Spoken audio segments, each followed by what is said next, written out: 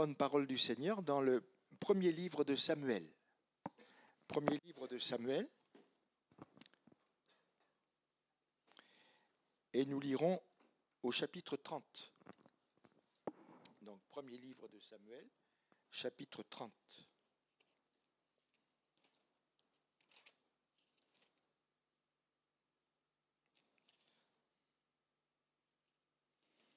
Voilà, à partir du verset 1er.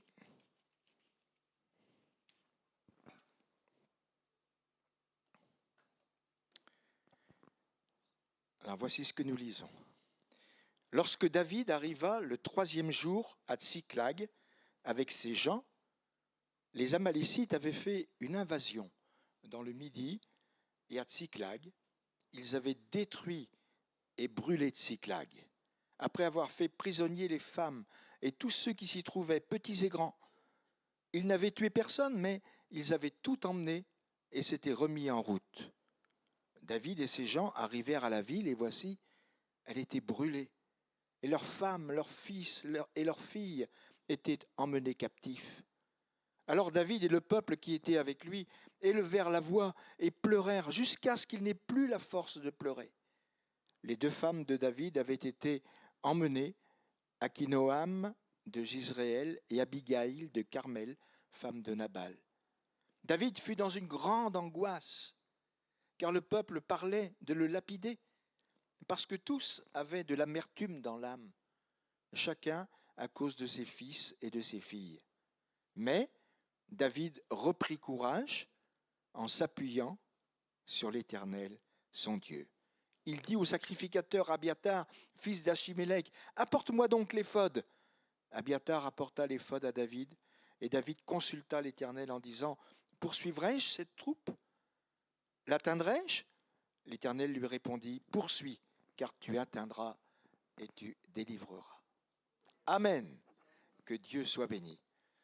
Vous savez comme moi, mes frères et sœurs et amis, qu'il y a beaucoup de slogans qui ont été prononcés pour parler de la Bible. Et il y en a un que j'aime particulièrement, c'est quand on dit que la Bible, c'est le livre des livres. Souvenez-vous, le premier président des États-Unis, quand il se trouvait sur son lit de maladie et qu'il était près de mourir, il a demandé à son entourage, « Apportez-moi le livre ». Alors bien sûr, ceux qui étaient là étaient intrigués par cette demande, le livre, mais quel livre? Et il a dit, mais la Bible. Pour lui, le mot livre, ça ne pouvait désigner que la Bible, parce que c'était un croyant fervent. Oui, c'est vrai, la Bible, c'est le livre des livres. Quand on considère cette petite phrase, ce petit slogan, eh bien, on s'aperçoit bien vite qu'effectivement, la Bible, elle contient tout ce dont on a besoin. C'est un livre aussi qui contient tous les genres littéraires. Vous avez de la prose, vous avez de la poésie, vous avez le style épistolaire, et j'en passe. Il y a beaucoup de choses dans la parole de Dieu. Et c'est aussi, c'est là où je veux en venir ce matin, c'est aussi le livre de la vraie communication. Alors, ne soyez pas étonnés de l'adjectif que j'emploie, parce que je parle de vraie communication. Ben, je dis cela parce qu'aujourd'hui, on parle beaucoup de communication, et il est vrai, il faut le reconnaître, qu'Internet, les réseaux sociaux et maintenant l'intelligence artificielle ont fait faire un bond à une certaine communication. Alors, vous voyez, c'est un autre adjectif. Il y a vrai et puis il y a certaine. Ce n'est pas tout à fait la même chose. Mais les chrétiens que nous sommes ne peuvent pas s'y tromper, bien sûr, parce que la vraie communication, on sait qu'elle est ailleurs. Et en particulier, la vraie communication, elle est dans ce livre qui s'appelle la Bible. Béni soit le nom du Seigneur. On remarque que Dieu, qui est l'auteur de la Bible, utilise toutes sortes de moyens de communication et il les a regroupés pour s'adresser à notre cœur. C'est ainsi, par exemple, qu'il communique avec nous par l'enseignement. On a besoin d'enseignement. Et c'est grâce à cette communication qu'on peut établir la doctrine. Comme l'apôtre Paul le disait, je vous ai enseigné avant tout, comme je l'avais aussi reçu, que Christ est mort pour nos péchés selon les Écritures, qu'il a été enseveli et qu'il est ressuscité le troisième jour selon les Écritures. Et si le Seigneur utilise ce moyen de communication qu'est l'enseignement, il utilise un autre moyen que j'appellerais la réflexion. C'est-à-dire qu'il nous place devant des choix et il nous laisse libres de nous positionner. J'ai mis devant toi la vie et la mort, la bénédiction et la malédiction. Choisis la vie afin que tu vives toi et ta postérité. Et quand la parole de Dieu est dépeinte dans l'Épître aux Hébreux, il est dit qu'elle est vivante, elle est efficace, elle est plus tranchante qu'une épée quelconque à deux tranchants, pénétrante jusqu'à partager âme et esprit, jointures et moelles. Elle juge les sentiments et les pensées du cœur. C'est vraiment un instrument de communication entre les mains de Dieu pour nous faire réfléchir et pour nous permettre de prendre une position devant lui. Et puis le Seigneur utilise aussi cette communication par le moyen de la proclamation. On pourrait dire la prédication, puisque ça se ressemble, les deux mots. La proclamation. Et il y a beaucoup de proclamations dans la parole de Dieu. Il y en a même qui parfois nous font frémir. Par exemple, dans le livre d'Ésaïe, au chapitre 1er, ça commence comme ça. Vous, les cieux, écoutez. On n'a qu'à s'incliner quand on entend des paroles pareilles. Vous, les cieux, écoutez, toi, terre, tends l'oreille, c'est l'Éternel qui parle. J'ai nourri des enfants, je les ai élevés, mais ils se sont révoltés contre moi. C'est triste de constater cela, mais c'est une proclamation. Et dans la proclamation, bien entendu, avant tout, il y a l'annonce de l'Évangile. On peut bénir le Seigneur pour l'Évangile parce qu'il ne néglige aucune occasion de nous faire entendre l'Évangile. C'est ainsi que, à propos de la guérison du boiteux qu'on plaçait à la porte du temple appelé la Belle, vous pouvez lire cela dans le livre des Actes des Apôtres, au chapitre 4, il y a eu cette proclamation, sachez-le tous. Et c'est vrai qu'on a besoin de savoir certaines choses. On a besoin de savoir tout ce qui est nécessaire pour être sauvé. Sachez-le tous, et que tout le peuple d'Israël le sache. C'est par le nom de Jésus-Christ de Nazareth que vous avez crucifié et que Dieu a ressuscité des morts. C'est par lui que cet homme, il s'agit donc de ce boiteux qui a été guéri, c'est par lui que cet homme se présente en pleine santé devant vous. Oh, merci Seigneur, parce que grâce à l'annonce de l'Évangile, des âmes sont sauvées. Grâce à l'annonce de l'Évangile, des corps sont guéris. Grâce à l'annonce de l'Évangile, des vies sont transformées. Et c'est un moyen de communication que Dieu emploie, la proclamation. La proclamation. Alors merci Seigneur, parce qu'il y a tous les appels de Jésus, on ne peut pas les ignorer. Venez à moi. C'est une proclamation. Venez à moi, vous tous, qui êtes fatigués et chargés, et je vous donnerai du repos. Ou encore, Jean chapitre 7, verset 37, le dernier jour de la grande fête des tabernacles, Jésus était là, debout, devant toute une foule qui était rassemblée, et il a lancé cet appel. Si quelqu'un a soif, qu'il vienne à moi et qu'il boive. Alléluia. Donc, vous voyez les moyens de communication que Dieu emploie. Il y a donc l'enseignement, il y a la réflexion, il y a la proclamation, et il y a, ce qui va nous intéresser plus particulièrement aujourd'hui, il y a l'instruction. Alors vous allez me dire, mais l'enseignement, l'instruction, c'est pareil. Non, mes frères et sœurs, ce n'est pas tout à fait pareil. Alors je vais déjà vous citer un verset qui se trouve dans le livre d'Ésaïe, au chapitre 48. Ainsi parle l'Éternel, ton Rédempteur, le Saint d'Israël. Moi, l'Éternel, ton Dieu, je t'instruis pour ton bien, je te conduis dans la voie que tu dois suivre. Et puis dans le Nouveau Testament, comme ça, les deux testaments sont représentés, tout ce qui a été écrit d'avance, Romains chapitre 15, verset 4, tout ce qui a été écrit d'avance l'a été pour notre instruction, afin que par la patience et par la consolation que donnent les Écritures, nous possédions l'espérance. Qu'est-ce que c'est au juste l'instruction? Bien, pour faire court, l'instruction, c'est l'enseignement expliqué et démontré. C'est ça. Par exemple, avec nos enfants, nous avons été chargés de les instruire et de leur dire, ben voilà, c'est pas bien de faire telle ou telle chose. Mais seulement, on ne les a pas laissés comme ça avec une interdiction, parce que ça ne veut rien dire pour eux. Bon, on n'a pas dit, par exemple, ben, pourquoi je ne dois pas faire ça? Parce que c'est une réponse un peu trop facile, hein, dire parce que, sans donner aucune explication. Mais au contraire, on va s'attacher à donner une explication. Il ne faut pas faire ça parce qu'il y a telle ou telle chose, il y a tel ou tel danger qui se présente. Et c'est pour ton bien qu'on te dit cela. Hein. C'est comme ça qu'on a fait, nous les parents, avec nos enfants. On les a instruits. C'est ça l'instruction. Or, s'il fallait donner un cadre au texte que nous avons lu tout à l'heure et que Christiane va se charger de remettre bien, voilà, 1 Samuel chapitre 30, voilà, c'est ça. Donc, quand on regarde ce texte, dans quel cadre on trouve la communication dans ce texte? Mais je crois que c'est dans le cadre de l'instruction. Et je vais vous expliquer pourquoi. Il suffit de regarder le contexte des événements qui sont rapportés dans ce premier livre de Samuel pour comprendre que Dieu a quelque chose à nous dire. Il a quelque chose à nous démontrer. Et il a une instruction particulière à nous donner. Nous avons remarqué dans cette lecture que David a été amené à faire de la ville de Tsiklag un port d'attache. Alors, on peut se poser la question, comment en est-il arrivé là?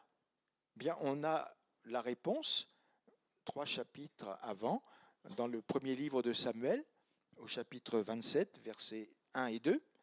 On a la réponse là, parce que David dit en lui-même, « Je périrai un jour par la main de Saül ».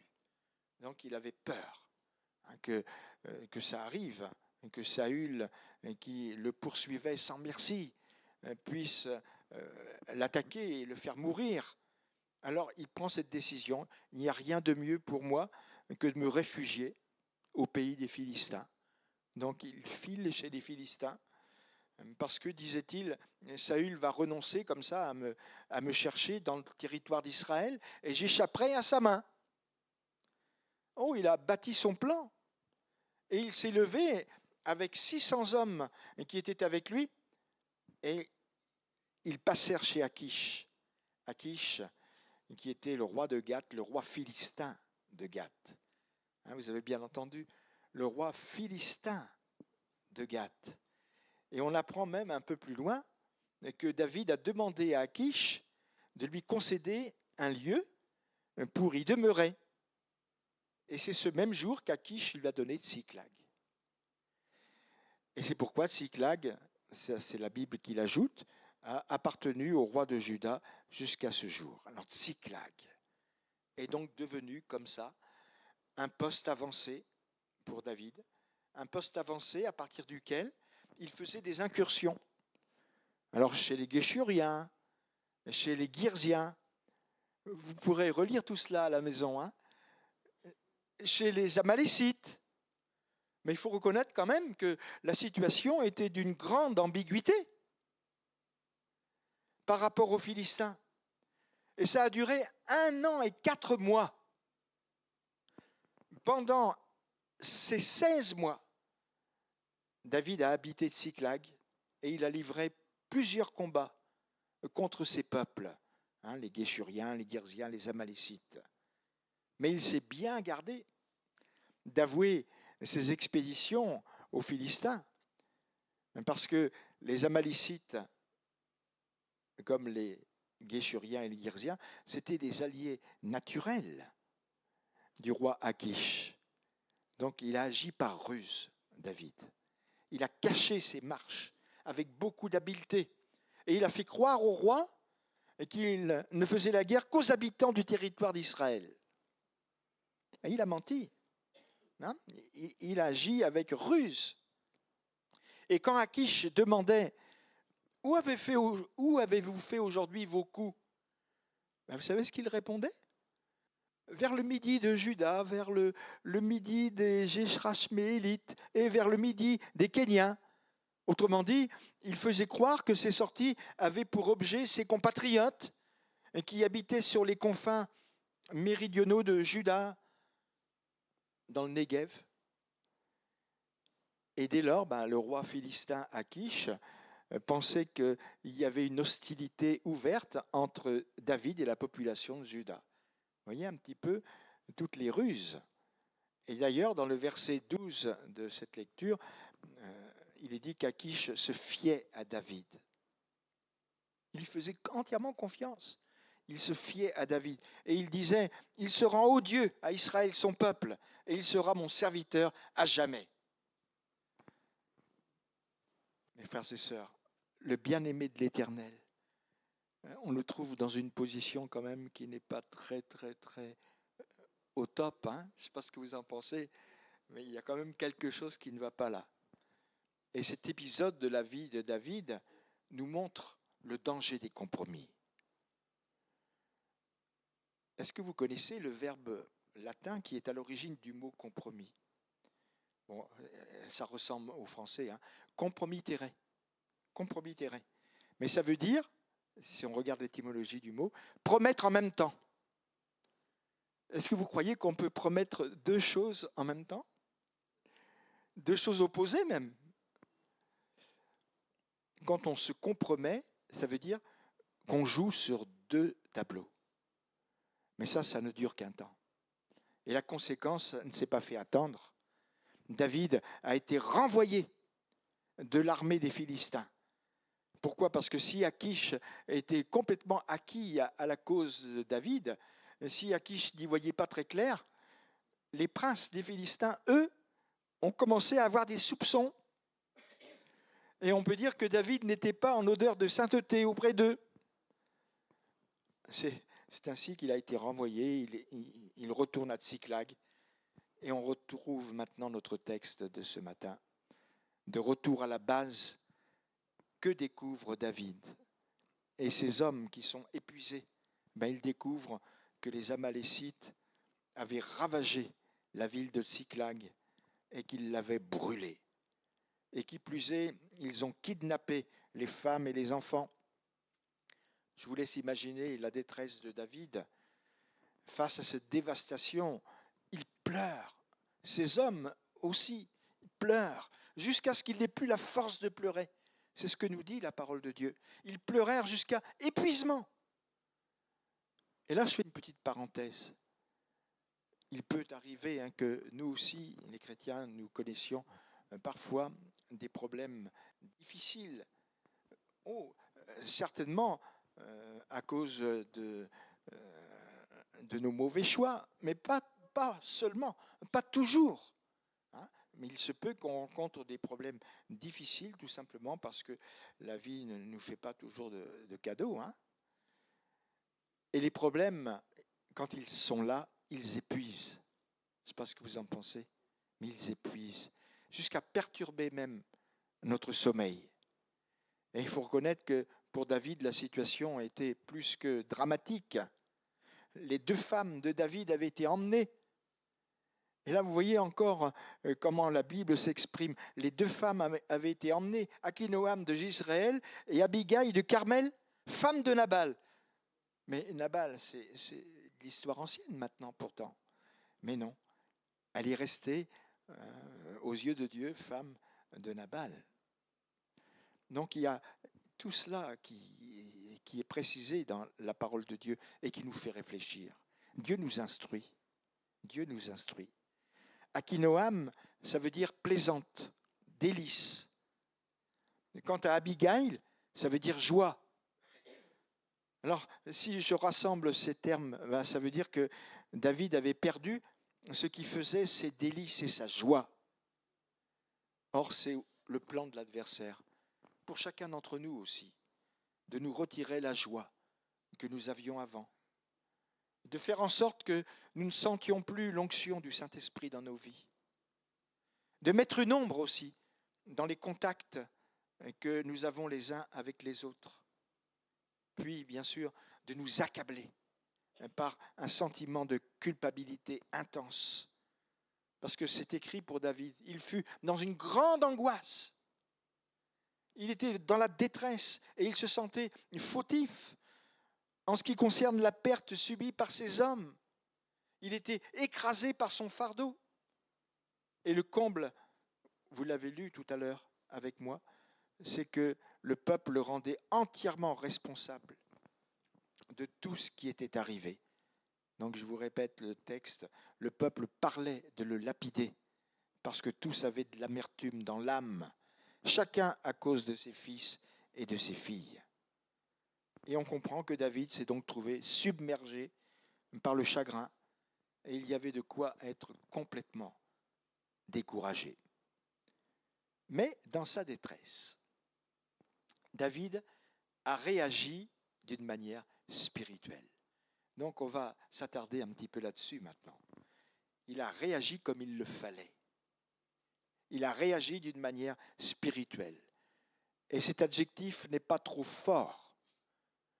Si vous faites une comparaison, par exemple, avec Saül, le comportement de David et le comportement de Saül, c'est le jour et la nuit. Il y a une très grande différence. Quand on lit le chapitre 28 du premier livre de Samuel, c'est-à-dire 2 chapitres auparavant, on voit Saül dans la détresse, Saül avec de gros problèmes, mais vous allez voir comment il a réagi lui. Alors que les Philistins étaient rassemblés et étaient venus camper à Sunem, Saül rassemble Israël et à la vue du camp des Philistins, c'est ce que dit la parole de Dieu, il fut saisi de crainte. Il fut saisi de crainte et un violent tremblement s'empara de son cœur. Et Saül consulta l'Éternel, l'Éternel ne lui répondit point, ni par des songes, ni par l'Urim, ni par des prophètes. Alors qu'est-ce qu'il a fait? Il a dit à ses serviteurs, cherchez-moi une femme qui évoque les morts, et j'irai la consulter. Et c'est ainsi que Saül va consulter une femme médium pour savoir comment faire pour vaincre les Philistins. C'est la décrépitude. La décrépitude. Mais voyez David, avec des problèmes aussi qui s'amoncelaient et qui était vraiment dans une grande détresse, dans un grand désarroi, lui, il va réagir autrement. Il va réellement consulter Dieu pour vaincre les Amalécites. Et comme nous l'avons lu tout à l'heure, il va demander au sacrificateur Abiathar, apporte-moi l'éphod. Abiathar s'est exécuté, il lui apporte l'éphod, et David consulte l'Éternel en disant, poursuivrai-je cette troupe, l'atteindrai-je? Et la réponse de Dieu est là, poursuis car tu atteindras et tu délivreras. Alors la bonne attitude, mes frères et sœurs, quand on est comme ça dans une profonde détresse, c'est de consulter l'Éternel, c'est de s'appuyer sur lui, c'est de se décharger sur lui de tous nos soucis, car lui-même prend soin de nous. 1 Pierre chapitre 5, verset 7. Et c'est cette attitude de foi qui est seule capable de nous amener à la restauration et à la victoire. Et c'est en s'appuyant sur l'Éternel, son Dieu, que David a repris courage. Que Dieu soit béni. En hébreu, le verbe traduit par reprendre courage veut dire aussi être ferme, se fortifier, être résolu, savoir ce qu'on veut, prévaloir, devenir fort, s'animer de courage. Et il y a une belle expression dans notre langue française qui résume bien la situation. Prendre son courage à 2 mains, oui. Et c'est ce qui s'est passé pour David. Et du même coup, ça nous fait comprendre, et ça c'est l'instruction que Dieu nous donne, ça nous fait comprendre que ce n'est pas suffisant d'attendre les bras croisés, que le Seigneur nous encourage. Seigneur, encourage-moi. Mais il faut prendre des initiatives qui nous reviennent. Et ce qui nous revient, c'est de nous appuyer sur l'Éternel. c'est de nous jeter dans ses bras d'amour. C'est de compter sur lui. Ce qui nous revient, c'est de nous encourager nous-mêmes. Tout à l'heure, je vous citerai quelques versets qui sont vraiment dans cette direction-là. Et si les problèmes nous ont submergés, si on ne sait plus que faire, c'est bon d'exhorter son âme à s'approcher du Seigneur et à tout lui confier. Il faut s'animer soi-même de courage. Prendre son courage à deux mains en s'appuyant sur Dieu. S'appuyer sur Dieu, c'est s'appuyer sur sa parole. Hein? Ça commence comme ça. C'est croire qu'il est une tour forte aussi. Tu es pour moi un refuge, une tour forte en face de l'ennemi. Ça fait partie des louanges que nous adressons au Seigneur. Mais c'est vrai que mettre en valeur ce qu'est le Seigneur, ça réchauffe notre âme. Et ça lui montre que nous avons avec nous celui qui est vivant au siècle des siècles. Le nom de l'Éternel est une tour forte. Le juste s'y réfugie et se trouve en sûreté. Puis vous connaissez bien ces versets du psaume 121. Je lève mes yeux vers les montagnes. D'où me viendra le secours? Le secours me viendra des Philistins? Non, hein? Le secours me vient de l'Éternel qui a fait les cieux et la terre. Alléluia. Et s'appuyer sur l'Éternel, s'appuyer sur Dieu, c'est se rappeler ce principe établi, entre autres par l'apôtre Paul, quand je suis faible, c'est alors que je suis fort. Oui, peut-être que je me sens écrasé par mes problèmes, écrasé par mes soucis, mais je ne peux pas soupçonner la force que Dieu peut déployer en ma faveur tant que je ne suis pas venu à lui et que je ne lui ai pas demandé sa grâce, son aide, son secours. Oui, notre Dieu est capable de faire de grandes choses, mais il faut que je m'anime de courage pour venir vers lui et pour lui demander de manifester sa puissance. S'appuyer sur Dieu, c'est venir à lui avec un cœur humble, un cœur contrit, parce que on ne peut pas s'appuyer sur Dieu autrement. On a besoin de reconnaître qu'on n'est pas grand-chose devant lui. Mais lui, c'est le Saint. Lui, c'est le Très-Haut dont la demeure est éternelle. C'est celui qui est avec l'homme contrit et humilié afin de ranimer les esprits humiliés, afin de ranimer les cœurs contrits. C'est la promesse du Seigneur. Et c'est vrai, nous l'avons tous expérimenté d'une manière ou d'une autre. S'appuyer sur Dieu, c'est tout cela. S'appuyer sur Dieu, c'est savoir et croire qu'il pourvoira. Oui, Dieu va agir, Dieu va se manifester. Comme le disait l'apôtre Paul, mon Dieu pourvoira à tous vos besoins selon sa richesse avec gloire en Jésus-Christ. C'est notre Jéhovah Jireh. Oh, merci Seigneur de ce que tu pourvois. S'appuyer sur Dieu, c'est s'appuyer sur la croix. C'est s'appuyer sur la résurrection de notre Seigneur Jésus-Christ. C'est s'appuyer sur la base de l'œuvre qu'il a accomplie.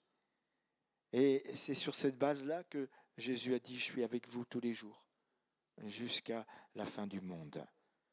S'appuyer sur Dieu, c'est se rappeler qu'il est le berger. Comment un berger peut-il être indifférent à l'égard de ses brebis? C'est un non-sens. Et d'ailleurs, à propos de David, rappelons-nous l'attitude qu'il a eue dans l'Écriture, qu'il a fait devenir d'ailleurs un type de Jésus, le bon berger, parce que quand il a été choisi, il a été tiré des bergeries, c'est ce que nous dit la parole de Dieu, Il a été pris derrière les brebis qui allaitent pour lui faire paître Jacob, son peuple, et Israël, son héritage. Et David est devenu berger comme ça. Mais berger, cette fois, sur un plan supérieur, pas seulement berger des brebis naturelles, mais berger des âmes. Et David les dirigea avec un cœur intègre et les conduisit avec des mains intelligentes, à plus forte raison. Notre Dieu, le Tout-Puissant, est-il capable de se manifester en bon berger pour chacun d'entre nous? Il faut que nous lui fassions confiance. il faut reprendre courage. Peut-être que je m'adresse à quelqu'un, je ne sais pas. Le Saint-Esprit le sait. Mais peut-être que je m'adresse à quelqu'un qui se trouve dans la détresse actuellement. Eh bien, mon frère, ma sœur, reprends courage en t'appuyant sur Dieu et en te rappelant que c'est un grand salut que Jésus t'a accordé, en te rappelant qu'il a versé son sang pour toi à la croix du Calvaire. Est-ce que c'est pour t'abandonner maintenant, tout ce qu'il a fait pour toi, en te régénérant, en te transformant, est-ce que c'est pour t'abandonner maintenant? Reprends courage et exhorte ton âme à s'approcher de plus en plus du Seigneur. Je constate pour ma part que David a eu la victoire. C'est indéniable. On la constate, cette victoire. Au verset 18, David sauva tout ce que les Amalécites avaient pris. Et il délivra aussi ces 2 femmes. Il ne leur manqua personne, ni petit, ni grand, ni fils, ni fille, ni aucune chose du butin, ni rien de ce qu'on leur avait enlevé. David ramena tout. Oh, merci Seigneur. David va récupérer tout ce qu'Amalek a pris à Israël. Est-ce que cela ne nous parle pas? Tout ce que le diable nous a pris, nous aussi, nous pouvons le récupérer. J'ai toujours été marqué par ce livre de Joël qui nous dit « Je vous remplacerai les années qu'ont dévoré la sauterelle, le gélec, le asile, le gazam, ma grande armée. » C'est toutes les sauterelles qui sont là. La grande armée que j'avais envoyée contre vous. Vous mangerez, vous vous rassasierez et vous célébrerez le nom de l'Éternel votre Dieu qui aura fait pour vous des prodiges. En fait, c'est une transformation du tout au tout que Dieu annonce dans cette prophétie de Joël. Mon peuple ne sera plus jamais dans la confusion, dit-il. Et oui, c'est vrai. Dieu est capable de remplacer tout ce qui a été dévoré par l'adversité et par notre adversaire le diable aussi. Alors, quelles applications pouvons-nous faire de cette promesse de Dieu? Si notre famille est dispersée, peut-être que c'est le cas pour quelqu'un ce matin, Dieu peut la rassembler. Si le diable vous a fait perdre votre joie, Dieu peut vous la faire retrouver. S'il vous a fait perdre votre santé, alors attention à ce que je dis là, parce que ne faut pas en conclure qu'automatiquement, parce que on est malade, c'est le diable qui a fait cela. Bon, il faut que nous soyons extrêmement équilibrés dans ces choses-là. Bon, mais si notre santé a été perdue, Dieu peut nous restaurer de toute manière. Et il nous en donne la preuve avec Job. Alors, Job, c'est l'exemple caractéristique. Job, après tout ce qu'il a rencontré, tout ce qu'il a vécu en matière de malheur, eh bien, il a été rétabli dans son premier état. Quand Job eut prié pour ses amis, il y a cette précision. Je crois que c'est notre frère Fabrice qui parlait de cela vendredi soir. Oui, oui, cette précision. Quand Job eut prié, pardon, c'est notre frère Jackie. Oui. Quand il eut prié pour ses amis, et l'Éternel lui accorda le double de tout ce qu'il avait possédé. Et puis il est dit encore, pendant ces dernières années, Job reçut de l'Éternel plus de bénédictions qu'il n'en avait reçues dans les premières. Voilà. Donc il y a là la perspective d'une totale restauration. Et cette perspective, elle est toujours valide. Gloire à Dieu. Les tiens rebâtiront sur d'anciennes ruines. Ésaïe 58. Tu relèveras des fondements antiques, on t'appellera réparateur des brèches, celui qui restaure les chemins, qui rend le pays habitable. Voilà. Et c'est vrai que notre Seigneur Jésus peut être considéré comme le réparateur des brèches. Et nous pouvons expérimenter cette promesse, d'autant plus que nous sommes dans le cadre de la nouvelle alliance. Et quand nous considérons vraiment le texte d'Ésaïe que je viens de vous citer, on s'aperçoit que Ésaïe, c'est le prophète le plus évangélique. Ah oui, l'évangile est cité constamment, hein, pour peu qu'on y prenne garde. C'est vrai qu'on pense tous à Isaïe 53. Il s'est élevé devant lui comme une faible plante. Avec toutes les précisions qu'on trouve dans Isaïe 53, manifestement, il est question de Jésus, le Messie, le souffrant, le Messie, et qui porte nos péchés à la croix. Il y a tout cela. Mais pas seulement Isaïe 53. Hein, regardez déjà Ésaïe 58, réparateur des brèches. Bon. Et puis il y a Ésaïe 57, encore un peu avant. On dira frayez, préparez le chemin, enlevez tout obstacle du chemin de mon peuple. Et là, il est question de qui? De Jean-Baptiste, parce qu'on retrouve ça dans Luc chapitre 3, verset 3. C'est la voix de celui qui crie dans le désert, préparez le chemin du Seigneur, aplanissez les sentiers. Et Jean-Baptiste a préparé le chemin de Jésus. Voilà.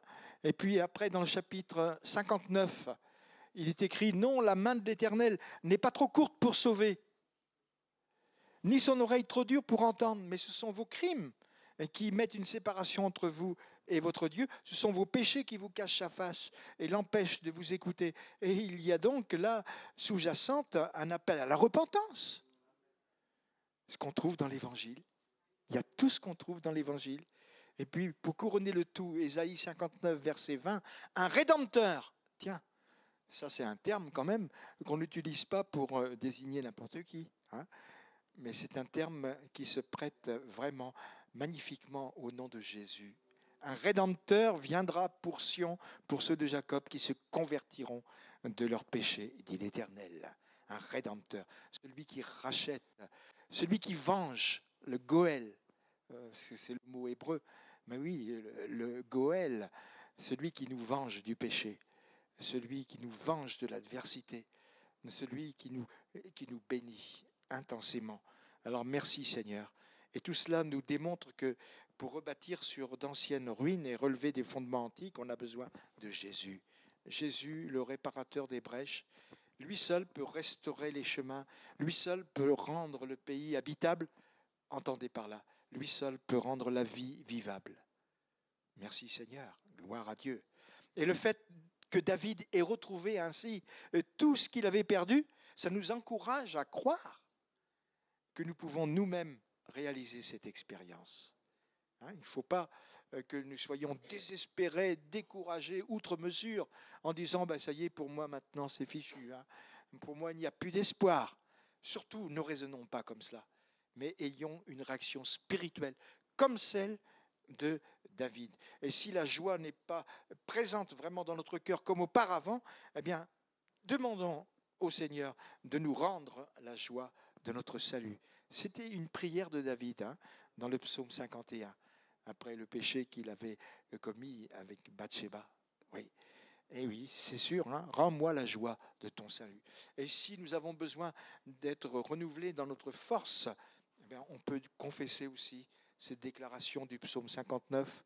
Ô ma force, c'est toi que je célébrerai, car Dieu, mon Dieu tout bon, est ma haute retraite.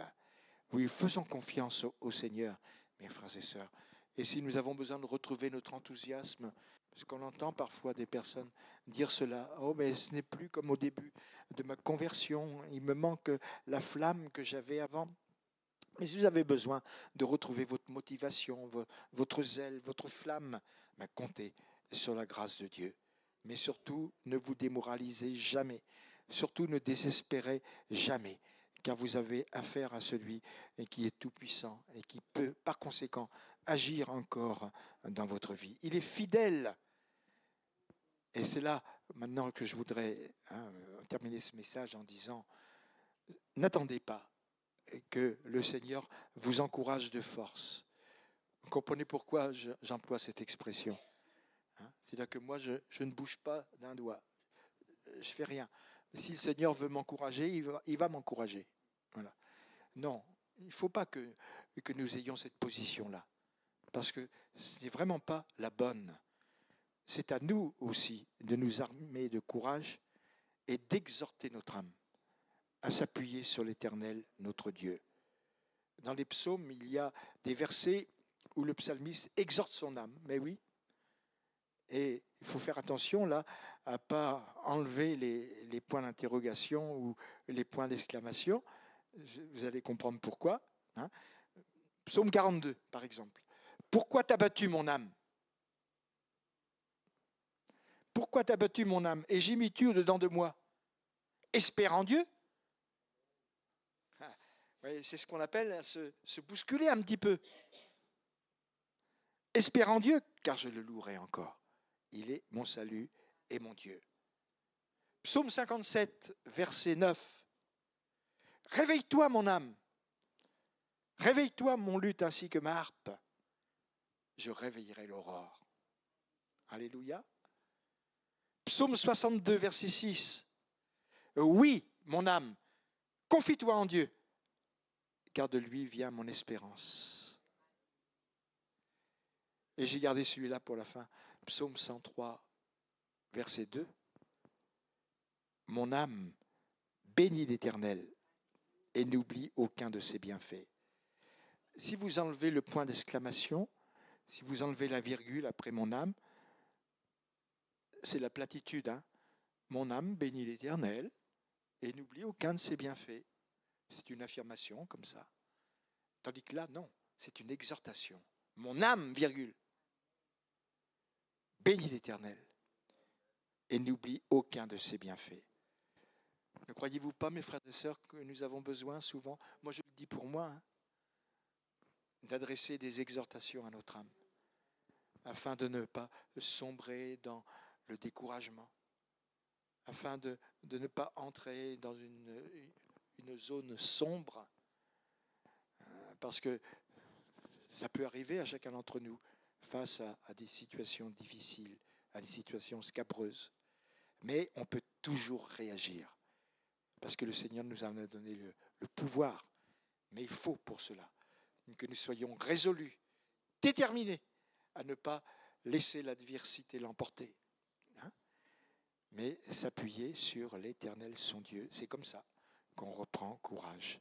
Eh bien, que le nom du Seigneur soit béni ce matin, et soyons tous bénis de l'Éternel.